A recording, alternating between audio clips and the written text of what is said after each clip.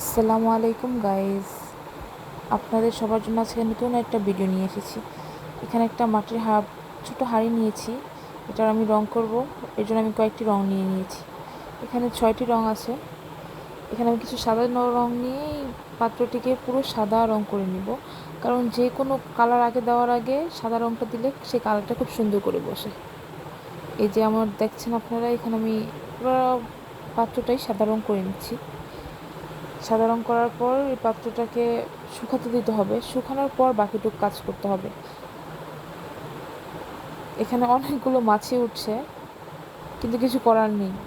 আমার ভিডিও করার জন্য এই জায়গাটাই সবচেয়ে বেশি বেস্ট ছিল।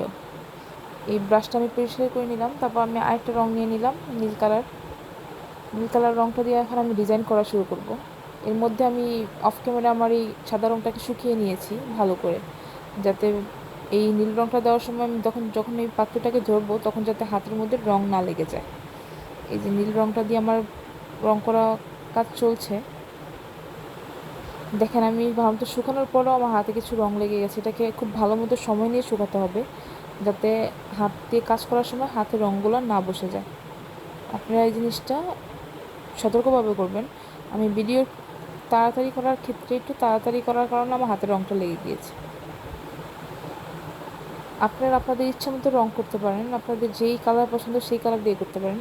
আমার মনে হয়েছে সাদার মধ্যে এই নীল কালারটা ভালো লাগবে, তাই আমি নীল কালারটা দিয়েছি। আপনারা আপনাদের ইচ্ছে মতো ডিজাইন করতে পারেন। আমি যেভাবে করেছি আমি আপনাদের সাথে সেভাবেই শেয়ার করলাম। এই মাছিগুলোর জ্বালায় কাজ করতে খুবই কষ্ট হচ্ছিল, তাও কিছু করার নেই।